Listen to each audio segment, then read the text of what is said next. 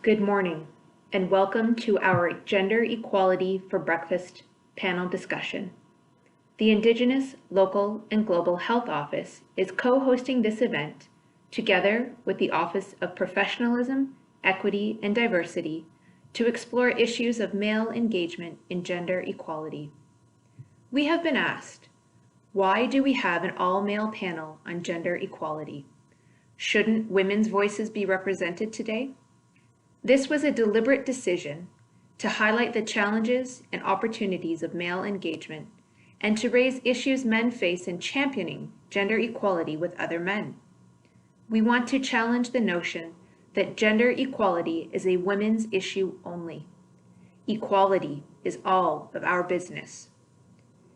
In keeping with our theme, I am delighted to introduce a male champion of equality as our moderator, Jamie Charlebois. Jamie is a manager at University of Calgary International. He works to advance Canada's international feminist agenda in University of Calgary Global Projects. I'd also like to introduce Dr. John Meddings, Dean of the Cummings School of Medicine, who will be delivering today's opening remarks. Thank you to everyone for taking time today to join us in this discussion. And I have to say, this is a really, truly distinct pleasure to welcome you to this webinar, Gender Equality for Breakfast, or I guess perhaps for dinner for some part of the audience. So for those that don't know, our campus is located in the beautiful, absolutely beautiful territory of Treaty 7 of the Blackfoot, Tsuut'ina, and Stoney Nakoda. It's home to Métis Region number 3. And in a particularly nice way, we are based at a place called Mohkinstsis, which is a traditional crossroads and welcoming place. And that's particularly apt for this webinar, because what we're trying to do is to connect speakers from our Indigenous, Local, and Global Health Office and from our partner medical schools in Tanzania and Uganda, halfway around the world, with all of you here on this call today. So today, what we're trying to celebrate is Gender Equality Week and our male equity champions. So why is this so vital? Well, according to Global Health 50/50, men have shorter lives than women, 4 to 12 years, lower lifespan, higher risks from tobacco, alcohol, violence, road injuries, and suicide. On the women's side, pregnancy complications, unsafe abortion cause significant morbidity and mortality all around the world today. Worldwide, 1 out of every 3 young girls are married before the age of 18. Many Indigenous communities in this country and around the world face limited access to health care, but men, women, and youth are all impacted very differently by these gaps in health care. And importantly, while women account for 75% of the global health workforce, just under 1/3 of the world's health ministers of health are women. The Cummings School of Medicine is committed to equality, social accountability, and health and social equity. We are a medical school, and we take the Hippocratic Oath particularly strongly. By engaging male champions in the fight for gender equality, we create positive change and role model equality. So I want to thank all of you today for joining us and for your efforts to advance gender equality in creating the future of health. Thanks, Jamie. Thank you, Dr. Meddings. So we have 3 questions for our panel to start things off. What I'd like to do is introduce each panelist separately and give them the opportunity to answer the first question. So I'll introduce one panelist, ask them to respond to the first question, then introduce the next panelist and let them answer the first question, and so on. We hope to have time for Q&A from the audience at the end. So if you have any questions now or that come up throughout the discussion, you can send them directly via the Zoom chat to Lindsay Marcascio, and she'll collect the questions and save them for the end. Now I'd like to introduce our first panelist, Dr. Lindsay Crowshoe from the University of Calgary. Dr. Crowshoe is the co-chair of the Indigenous Health Dialogue at the University of Calgary and the director of the Indigenous Health Program with the Indigenous, Local, and Global Health Office. He is a member of the Piikani Nation, Treaty 7 region of Alberta. He is an associate professor within the Faculty of Medicine, Department of Family Medicine at the University of Calgary. Dr. Crowshoe, given your work and experience, what motivates you to champion gender equality? So that's not one singular thing, I would say. I think as we all probably have made a decision, are the things that motivate us all are multifactorial. So for me, growing up as a person, my mom, single mom, 5 sisters, lots of sort of understanding and seeing the world alongside my sisters and my mom, seeing that what we see now and talk about gender violence against women, and how that is not just within partners, but also more broadly across society, missing and murdered Indigenous women, all those aspects that I have the privilege of seeing the world through alongside mostly females as I grew up, right? Not having a close father role model, but actually being so connected to mom and grandma around understanding culture, understanding how to behave, how to work well with each other, but also seeing all those great, amazing things from my own Blackfoot community, but also seeing the hardships that the people around me were experiencing because of the role of being a female, of their gender, specifically kind of in society, the racism and stereotype that was compounded by the fact they're Indigenous as well as female, really troubled me growing up. So that's where I come from in terms of championing this. At least I think so. I think much of it comes around from starting to become aware of those powerful forces and knowing and seeing how very interestingly how we reinforce these things within society. So I have 2 daughters, right, and a son, and my older son, just in terms of the things that I'd like to do that people might qualify as being gendered, like hunting and fishing and all that stuff. My older son really didn't like any of that, and my 2 daughters, they love that kind of stuff, right? And so they're with me as we hike mountain trails, and they learned how to shoot guns very, very early. So with me and my brother. And so they're out there in the mountains with us all the time. They know how to make their way in the bush, and they take karate, right? They're super athletic, and so this is a bit of a story to reinforce how we in society sort of reinforce this sort of strange gender sort of roles. So at the end of each of the belts, the girls would line up with all of the other kids in their group. And the instructors would give a little anecdote about how amazing they are, right? And I would note that whenever there was a female that was getting their belt, they would give characteristics of, oh, you're so friendly, you're so nice, very smiley. And whenever there was a male that was coming up, they say, you're such a leader, you have such a strong voice, right? Like that. And I'm like, over the years, it just was like, I think it's so ingrained in our society that I had to speak up. You have to speak up to these things, because if in all of the best intentions, even in karate, where my girls are, they're pretty profoundly strong, and like if you like to watch action movies, you should see their belt tests, because then my girls are like these little champions, tumbling and kicking and stronger than any of the boys, right? And but at the end they're called, oh, you're so smiley, right? My one daughter has she gets a lot of wax in her ears, and at the end of one session like 4 years ago, she says, why did he keep calling me smelly? All she was hearing was like, oh, you're kind of smelly, you have a smelly face. And that's an ongoing joke. So we have to check our ears for wax every time we go to belt test. But Anyway, those are the reasons why they're multifactorial. It bothers me that I see a huge difference in Indigenous health and women's outcomes, and it bothers me that I see a trail of violence that connects to the women in my practice and how they are escaping and running and trying to find a place of safety. And that story, that narrative is troublesome. We need to support it. I support it.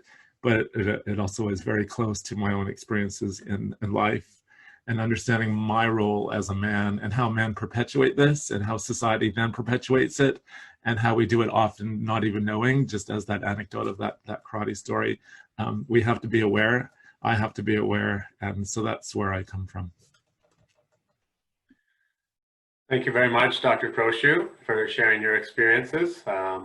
Very interesting things there. I myself have a young daughter who's 1.5, so I think I'm going to be experiencing some of these things and kind of trying to recognize where I might have these built-in stereotypes as well, and try to avoid those. So now I'd like to introduce our second panelist. So we have the pleasure of having Dr. Dismas Matovello join us from KUHAS in Tanzania. So Dr. Dismas is the Associate Director for Postgraduate Studies at the Catholic University of Health and Allied Sciences. He's the Principal Investigator of the Mama Nama Toto Project in collaboration with the University of Calgary. And he's a practicing obstetrician gynecologist at the Bugando Hospital in Mwanza, Tanzania. His research studies are focused on maternal, newborn, child, and reproductive health. So Dr. Dismas, if you could please unmute your microphone and let us know, given your experience, what motivates you to champion gender equality? Oh, thank you, Jimmy.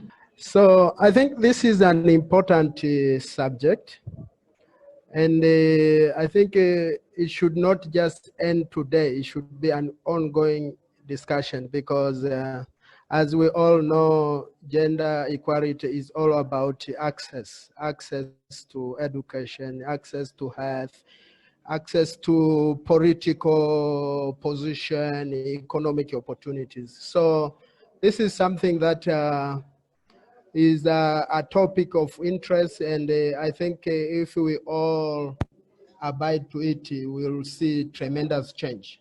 But me as a person, what motivates me the most, if I may go back to my background, I grew up in purely Lulo community in Tanzania. And actually, from where I am now is around 1,600 kilometers from where I grew up. Purely Lulo. I know how to walk barefooted. I know what it means to go in school without a meal. So, but the most important thing is creating systems that provide equal opportunities and access to all. I think no matter what environment a person is, so long as the system are put in place to be able to access education, to access healthcare, and the other opportunities that are available, I think both boys and girls are able to excel and they achieve their potential. But again, looking back at in our working environment, we see a number. Tanzania, like any other sub-Saharan or low middle income countries, have very high maternal morbidities and mortality. And if you do a quick analysis, most of these women are coming from low socioeconomic environment, and over 90% are coming from the rural areas. So we ask ourselves, does this provide an economic gap between a disparity between the rural and the urban communities?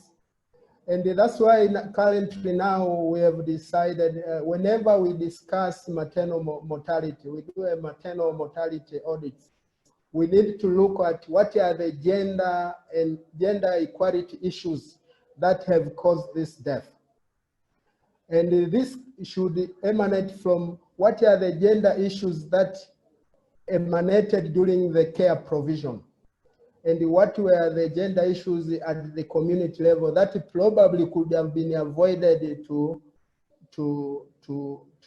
avoid this maternal death.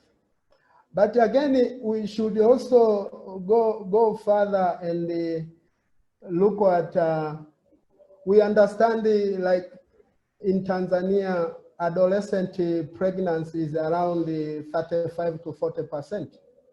And if that is the case, definitely we'll end up with probably unsafe abortion.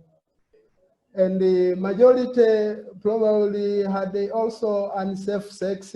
That's why probably we see HIV is also at a higher prevalence rate in most of low middle income countries. But also gender violence during pregnancy in Tanzania has shown to be around 17 to 20%, which is also very high. And could this be also linked to the high maternal mortality that we are seeing in Tanzania? Let alone the region that I am now, the northwestern side of Tanzania. It is predominantly known for female genital cutting. Will that also compound the complication that we are seeing in our maternity wing? But also, because the topic of today was mainly focusing at male champions towards gender inequality, we understand previously, like 4 or 5 years back, majority of men were attending the facilities probably for HIV testing. And if you look at the government statistics, it has been recorded to be around 30%. So what should we do to make it probably 100%? So, and this calls for further awareness and having champions at the community level, but also in our hospital settings, to be able to look things with a gender equality lens. But again, my colleague Claude has talked about having the 2 girls at home. I also have 2 girls at home. I came to realize our curriculums are missing some gender equality issues, because these girls are so inquisitive such that they come and ask me issues that are related with gender and equity issues, but those were not addressed at school. So we realized, should we also change our curriculums so that they start grooming these young kids, young boys and girls who are still at the tender age, to be able to understand what is it to be a street boy and girl? What is it to grow up in a rural environment? What is it to be able, not to be able to access health care that you need when you are sick or you are in need? So I think this is something that has been motivating me, and I see tremendous change. I think we'll have a lot of time to be able to discuss. Thank you. Okay, thank you very much, Dr. Dismas. Very interesting experience. Thank you for sharing that with us. So now I would like to introduce Dr. Aleem Barwani. So Aleem is the Director of Public Policy with the Indigenous, Local, and Global Health Office, the lead for public policy at the O'Brien Institute for Public Health, and Vice Chair of the Department of Medicine at the University of Calgary. He is a specialist in internal medicine with graduate training in public policy from the Harvard Kennedy School. So Aleem, given your work and experience, what motivates you to champion gender equality? Thanks, Jamie. I should just say that it's a former vice chair, so that we just moved on from that role. I come at this from through three lenses. I think one, a gender lens, two, a leader lens, and three, a personal lens. And I'll start with a gender and leader lens. So I'm trained in public policy, public administration, which means I look at systems and I think in systems. So at a high level, when half your workforce is suffering, mistreated, undervalued, frustrated, disengaged, and obviously not fully, but I mean dimensions of that, it's unhealthy, it's unfair, it's destructive for them. So how is that right? How much abuse is okay? How much sexual assault is okay? How much maternal exclusion is okay? Where does it stop? Even if you don't look at it through a gender lens, if any group came forth and half that group, or the group was half your workforce, and as a block, they said they were being harassed, excluded, and discriminated against, any leader, I think, would be dismissed for not addressing it. It's bad for that group, so it's bad for women. But even if you remove the gender lens, it's bad for us as an organization, it's bad for society. It doesn't take much to realize that excluding half our population excludes half our productivity, half our creativity, half our innovation. From difference, there's value. And there's both a moral and a business case for why gender equity is so important. Now, more on the personal lens. For me, personally, I think it is only partly dimensions of my personal experience. Like I was raised by a single mom, but I don't think I have anything more than a passing understanding of her experiences. I experienced racism and Islamophobia, but I feel like experiencing exclusion does sensitize you to other forms of exclusion, discrimination. But again, it only, and I think it helps you think about intersectionality a bit, but I think it only gives you a passing understanding of a woman's experience. I don't think, just because I know a woman personally or closely doesn't mean that I have any sense of what their experiences actually are. For me, I think those are, to me, all minor players. To me, a major factor is something else and much more personal. And I think in my family, so my mom and sister are probably the most empathic people like I've ever met. And I think they're just like this bottomless pit of empathy. And I don't get it. I don't know how that happened because I didn't get those genes. But through osmosis, I've accidentally picked up elements of it. And I think the way I view empathy is a co-experience. It means sharing the emotions of others: fear, anxiety, joy, remorse, anger, confusion. And in doing so, when we share the experience and emotions of others, we become more curious about the other, about their context. We become more humble to understand why things might be different for someone else. We begin to break down that boundary between we and they, between you and me. Instead of being seen as an opponent, empathy helps us recognize that everyone has feelings and ideas, hopes and dreams.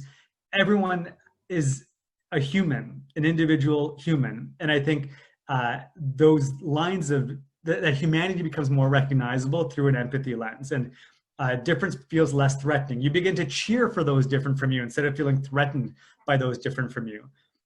So empathy to me is that unrecognizable force that drives and frames human connection. And that's why I engage in gender equity. I think it's this deep-seated commitment that was instilled in me by someone other than me. And I think it speaks to interventions that end up being systemic. If we want to address systemic structural challenges, it requires systemic structural solutions. And I think to me, those socio-emotional dimensions that we learn, when we're very, very, very young, before even school starts, to me, are fundamental solutions, and also to me very fundamental about why I care so deeply about equity of all forms, and in particular gender equity. Okay, thank you very much, Aleem. Very interesting points, and thank you for sharing your experience and your thoughts with us. So I'd like to introduce our final panelist today. So this is Dr. Jerome Kabachenga, who's respectfully known as Prof. Jerome by his students and colleagues. So Prof. Jerome is Professor of Public Health at the Embarara University of Science and Technology and Director of Healthy Child Uganda and the Maternal, Newborn and Child Health Institute at the Embarara University of Science and Technology. He focuses on collaborating with local and international institutions such as UCalgary to support community-based health in rural communities. So Prof. Jerome, can we please hear from you now? Given your work and experience, what motivates you to champion gender equality? Thank you, Jamie. Mine, I think my experiences mostly start when I left medical school about 34 years ago. And I did my first posting in a rural government hospital in southwestern Uganda. And there I was very much brought to reality to see the challenges women and children face when they are accessing healthcare and the problems they go through and the challenges they encounter. Then after working in the hospital as a general medical officer, I joined the university as an assistant lecturer, where I joined the Department of Public Health. In this department, we are charged with taking students for community placement. And this one also further exposed me that as you are training medical students, you take them to communities, and it exposed me more of the challenges women face in their communities and the conditions really that get them to get ill health. And as such, I was so much over maybe like 6 years participating in that program. I tried to look out for partnerships so that we could help these women and children in as far as health is concerned. But you know, to achieve health, there are so many sort of sectors of areas that you have to tackle. And it includes everything: education, water and sanitation, communication, and very many things. And it is through that sort of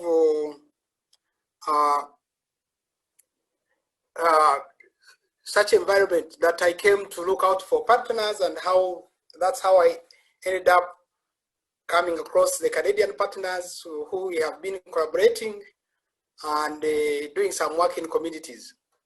And one of the community programs that we have been working in our collaboration was working with the volunteers, community health workers, we trained them, and in turn they are the ones to go and educate or interact with the fellow village mates and help them to improve on their health by adopting health behaviors. And these community health workers, initially, we were more biased towards women because we thought that women, definitely, they are the ones who are usually at home, and they are the ones who really share the big burden. But right away from the start, we had to make sure that in a team of two, one of them had to be a woman. And then the other, they could be two women, but we wouldn't allow a situation where we have two men.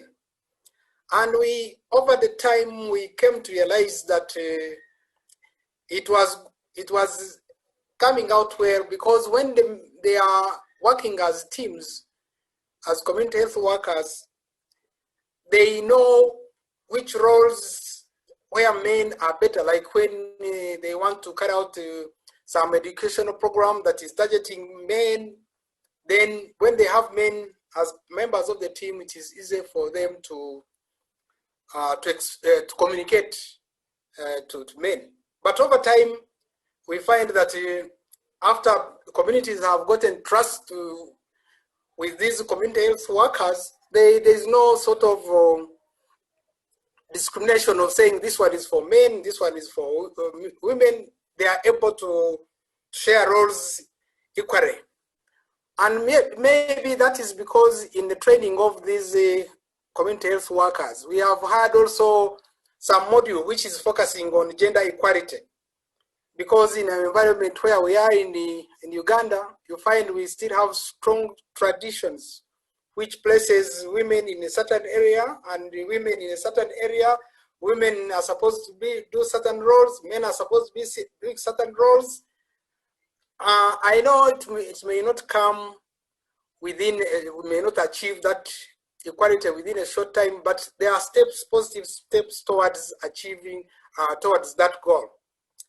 Now, on the other hand, I happened in my other job as lecturer, I became head of a department. Then for 11 years, I was a dean of faculty of medicine, a medical school. There again, it brought to me the aspect of the inequality in terms of admission to the medical school. You find the majority, like 3/4, are male students coming to the medical school. And yet the challenges which they are trained to really encounter, to solve, they are mostly of challenges which are facing women and children. So although the government has measures like giving some points, extra points to female students to join university, still you find that the male students are more. So even then, during my time in that position, I was able to also try to put in some, to influence some policies where we would find that these students are treated equally. There is another aspect also I observed in as being in charge of a medical school as a dean. You find also the lady students would face other challenges like sexual harassment, which I didn't get from the male students. That one also somehow does touch you as an individual. And personally, I'm also a father of 2 girls and 1 boy. One of the girls has left university, and the boy and the girl are still at the university. For them, they are lucky in that they never face like their rural counterparts, maybe in the villages, the challenges they have. But for me, they have been afforded the opportunities equally. So whichever one chooses to do, they are allowed, they have the opportunity. So I hope for them, at least going forward, they will look at those aspects of gender a bit differently from some of us who were born earlier. So my motivation towards gender equality is brought in by several sort of dimensions or factors. Thank you. Okay, thank you very much, Prof. Jerome, for sharing your experience with us. So the second question, we'll start by directing to Dr. Crowshoe. How do you promote gender equity in your communities, in your work, and in your world? Okay, thank you. I have plenty of things to say. It's been trying to sort of work through what I could focus on.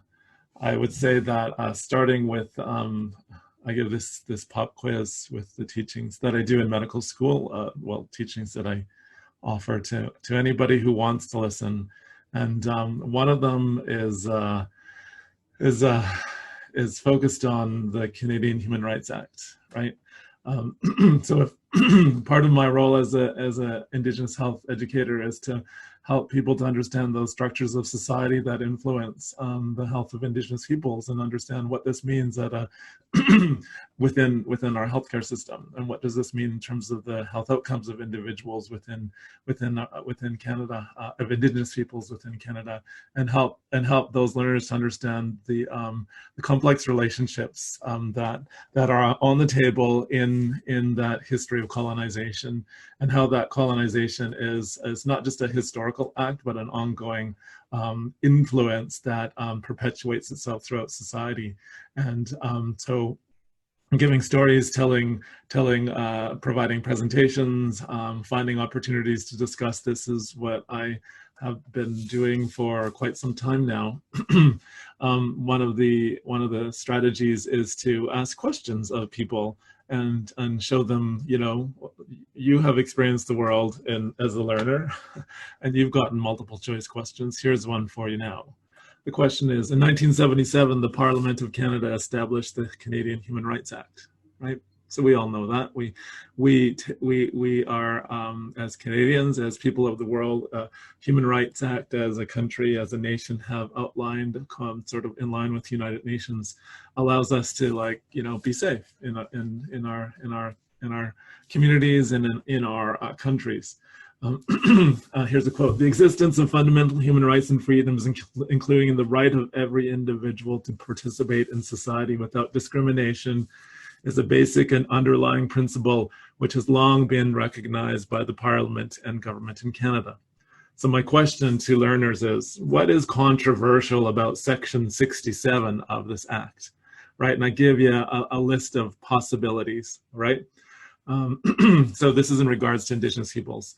It asserts free education to all Indigenous Canadians is one answer. It gives Indigenous people special privileges within the human rights process. It denies Indigenous Canadians full access to the human rights complaint resolution system.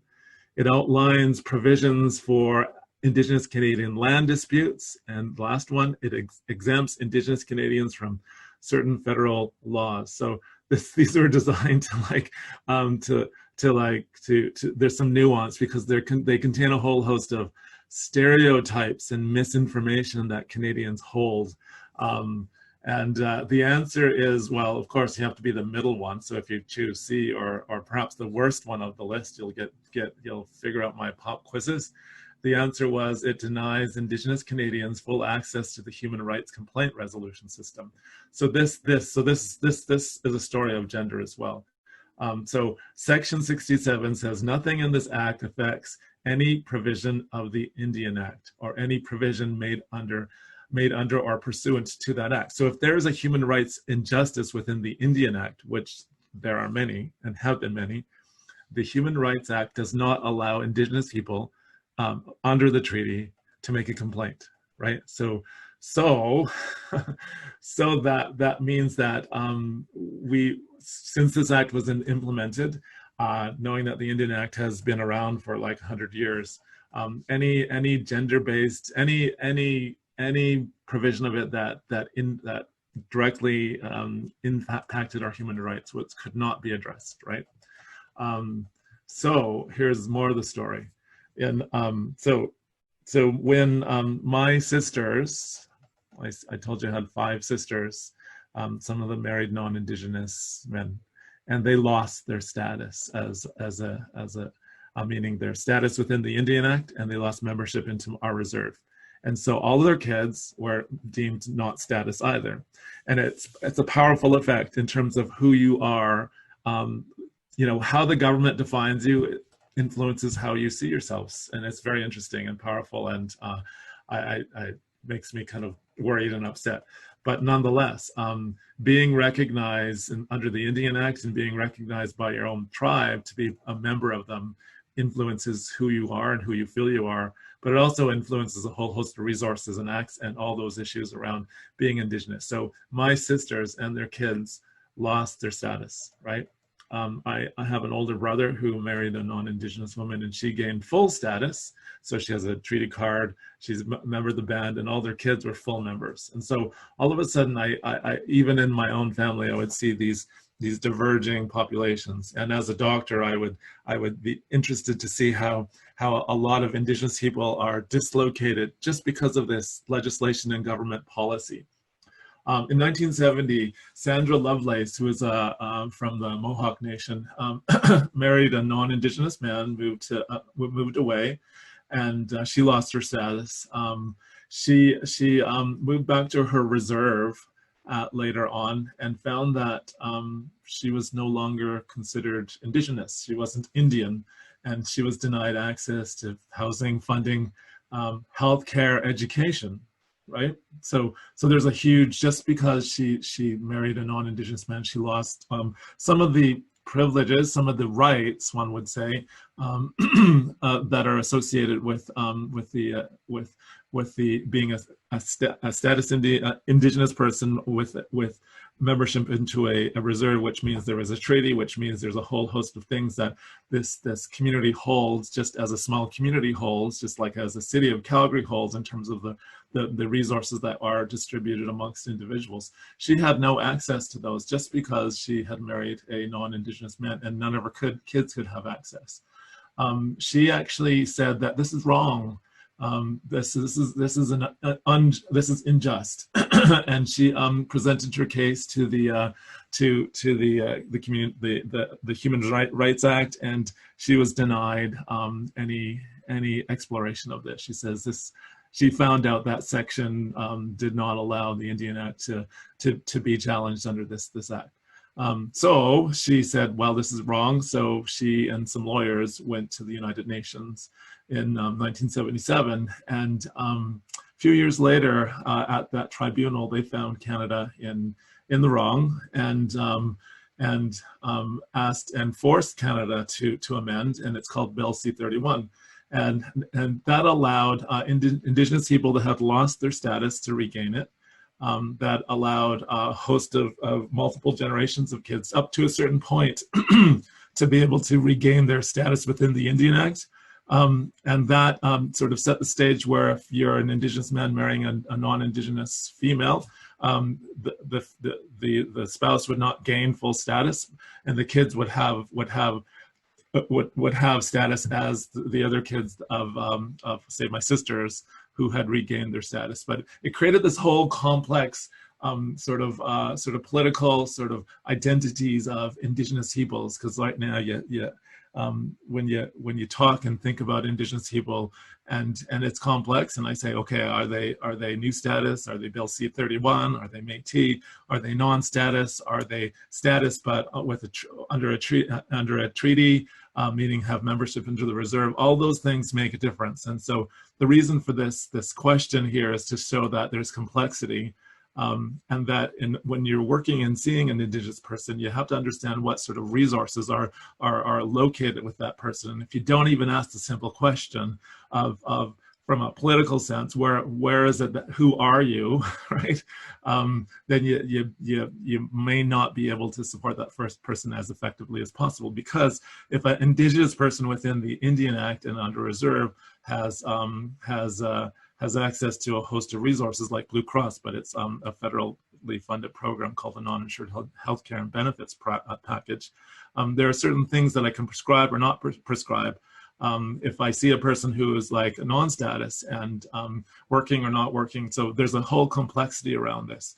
The issue here is that that gender, sovereignty, colonization, all those things are complex factors that unless we teach them and learn them in our training, we're not going to have that capacity to understand this and then act upon this. So the question that you offered to me was, how do you promote it? I promote it, but I think I primarily promote this by seeking ways to raise awareness of the complex interfaces that happens within this, right? I often tell a story of my mother, right? So single mom, like I say, she experienced a life of partner violence and had to leave. And as she was aging, she had bad COPD and was often ill. And I would sometimes read if she brought home a chart or a summary, I would often see how they would write a few sentences of this Indigenous woman with scars on her face and all that kind of stuff, judging her as to who she was. Because I would see a whole host of stereotyping and stereotypes that I think are part of the reasons why we have to shift and raise awareness that this Indigenous woman, meaning my mom, who grew up alive from Siksika, her own parents were like ceremonial leaders, right? My grandparents, my grandma was the head of the Motokiks, the Buffalo Women's Society. My grandfather was chief of Siksika for years, and him and my grandma were the leads of the Holy Society called the Horn Society. So that was my mom's growing up. So doctors and nurses see my mom as this stereotype of an indigenous woman who's single mom with 8 kids, like I have 2 other brothers, and presumed she was all the stereotypes and perpetuated that was violence against her in the system, and she was just a woman, a person struggling. So how do we shift from that unless we gain critical awareness of our own sort of capacities, our own misunderstandings, and our own misgivings around who Indigenous people are? And if we have to have some basic structures of understanding of that, and that's complicated. So I think my promotion is definitely through a knowledge exchange, knowledge building, teaching lens. The Truth and Reconciliation talks about that. The transformative moment is through education, but how do you best do that to like help people to move forward? Because if we can, the issue of equity perhaps could be all of our roles, right? Addressing these things, being aware of these, having a sense of this. So that's the mainstay. The research that I engage in sort of has this lens to it, and the capacity building that I try to do has this lens to it. So anyway, I'll share the mic with the rest of the speakers now. Thanks. Okay, thank you very much, Dr. Proshu. Very interesting points. I think we all learned a lot right there. I personally was unaware of the issues related to marriage and gaining or losing of status. So thank you for that. Now I'd like to pass it over to Dr. Dismas. So Dismas, how do you promote gender equity in your community, your work, in your world? Maybe you could list kind of one key thing. And an interesting question has arisen from your previous answer. So considering gender equity issues in maternal death review is brilliant, is a very good idea. How has that changed your practice? Yeah, thank you, Jimmy, and thank you, other members. As I've said before, this is gender equality is a cross-cutting theme. It affects most of the people. And it is a subject of discussion, and it will continue to be a subject of discussion because people differ with their social background, and they differ in terms of their cultural context. So if I may respond to incorporation of the gender equality in the maternal and the perinatal death surveillance and review, this is important because it somehow tries to look on the 3D rays model in terms of what, as the health providers, what could we do? What can we do to address issues that are happening at the community level? And what can we also do to engage other stakeholders that are not in the health sector, such as the infrastructure, nutrition, but also social welfare department. But also it gives us an inner sense of trying to evaluate ourselves, where there are some gender equality issues as we were providing care to these pregnant women. So it has multiple angles, trying to look at where we can provide an assistance, especially at the community level, but also again, in what areas that we can work with other non-health stakeholders so that we can reduce the maternal mortality. But again, what can we do as health providers to be able to avoid another death, which probably will come with the same clinical scenario. That's how important is the gender equality discussion during the maternal and the perinatal death review. But to come up with how do I promote gender and equality, if I may go back, when we started the Mama na Mtoto program 4 or 5 years ago, there was no gender equality discussion or into the curriculum for community health workers. But then the government, in discussion with different stakeholders, decided to add another module for gender equality within the community health workers. But when we were creating these CHWs, most stakeholders or people at the community, but also health providers again, and some researchers thought it will be hard to engage many to become our community health workers because these are supposed to be volunteers. So the assumption was volunteer work is for women. But we said as implementers, can we give it a shot? So we engaged, we involved the communities to become community health workers. And the results were very amazing because as today we are talking, we have 51% volunteer community health workers being men. So we have proved it wrong. Most people who thought volunteer work is for women, but if men are well engaged, they are well informed, they later on develop a personal understanding of what is needed to improve healthcare in their communities.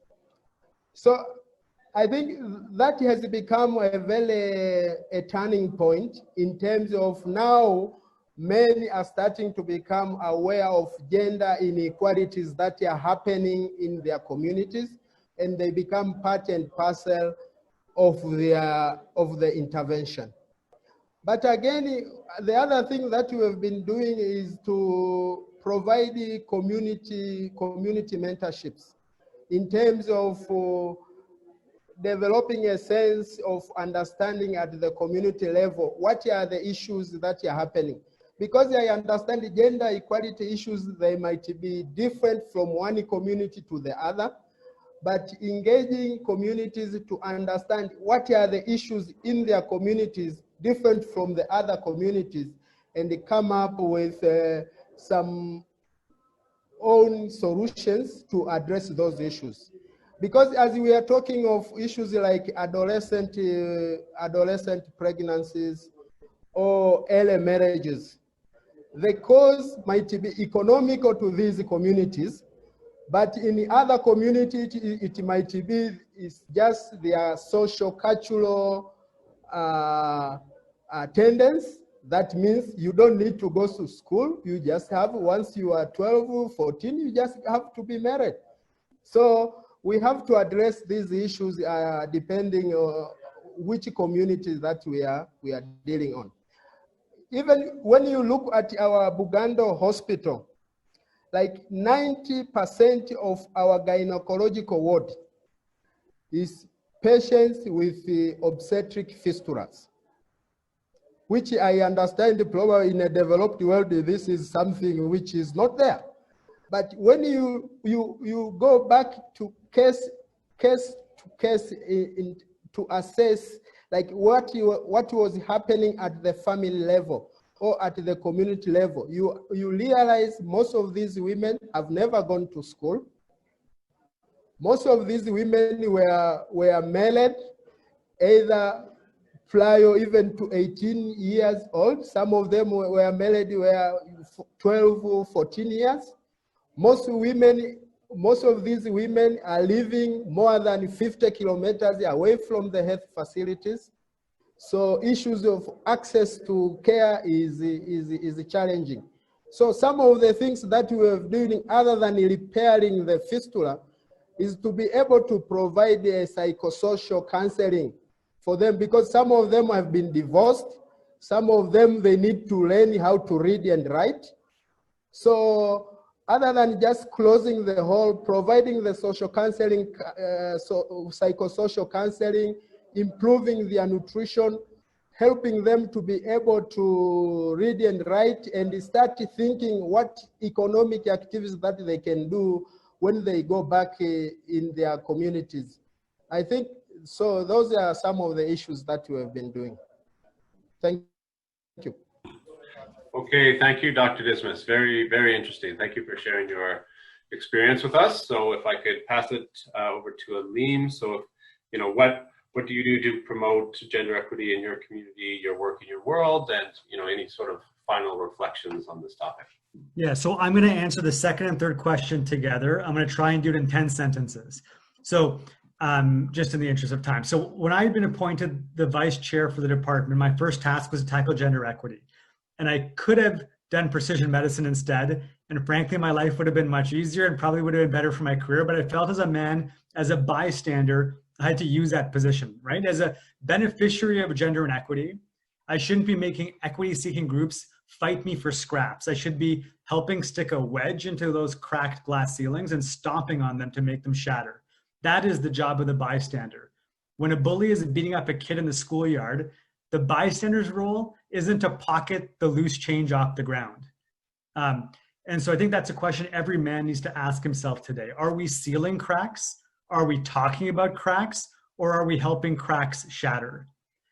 The next point I wanted to make is that we have let gender inequity proceed as long as it has in medicine is a marker of failed institutions, failed policies, failed implementation of policies, or failed attitudes. And these system vulnerabilities that led to gender inequity are the same vulnerabilities that cause states to fail, that cause democracies to fail. And it might seem far-fetched or grandiose, but it isn't. These are signs of deeper problems. The Me Too movement, the Black Lives Matter movement, Trumpism, these are symptoms are all connected. They represent a deeper institutional disorder. So I want people to take away from this point is that gender equity is one of democracy's vital signs. Okay, thank you very much, Aleem. And now I'd like to pass it over to Prof. Jerome for some final remarks and maybe commenting on how do you promote gender equity. Yeah, thank you, Jamie. Thanks to other fellow panelists.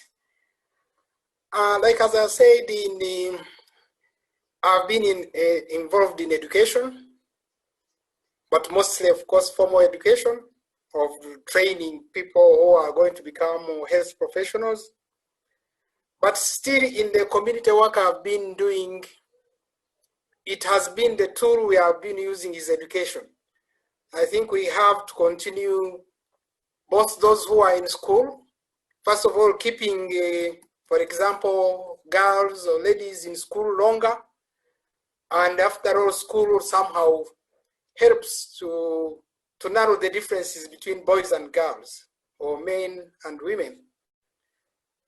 But even in the community, my experience shows that when people are engaged, communities are engaged, like Dismas said, you will find that you empower these, like when you work with community health workers and they come to appreciate the situation and they go and they share what they have learned with their colleagues in the village and speak in the language these people understand, people are able to understand those sort of differences which have been there, which bring about inequity or inequality. So my tool, although it is not the only thing, education, the other aspect, but I think what goes ahead is that education, both in the formal side, education, and also this non-formal education, like we are using when we are working with community health workers, is very important, and that's what has led me to get involved so much in these community programs or partnerships, so that we can reduce on these inequalities. Thank you. Okay, thank you very much, Prof. Jerome. This has been a very interesting and enlightening discussion today. Actually, it makes me miss in-person discussions like this, so we could continue after, but here we are. So I'd like to now pass it over to Dr. Diane Mosher for closing remarks.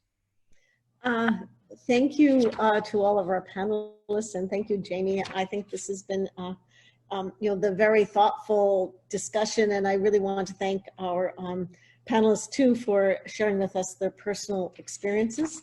For me personally, I've learned a lot this morning, and I think it really has helped inform not just what happened in Canada, but globally what the issues of inequality are and inequities. And I think that this should inform all of our work. There's a couple of things that came out a lot: community being crucially important, as well as empathy and knowledge. I think that there are probably a number of questions that have come up, and perhaps Lindsay, you could share them with the panelists, and they could perhaps answer some of them offline.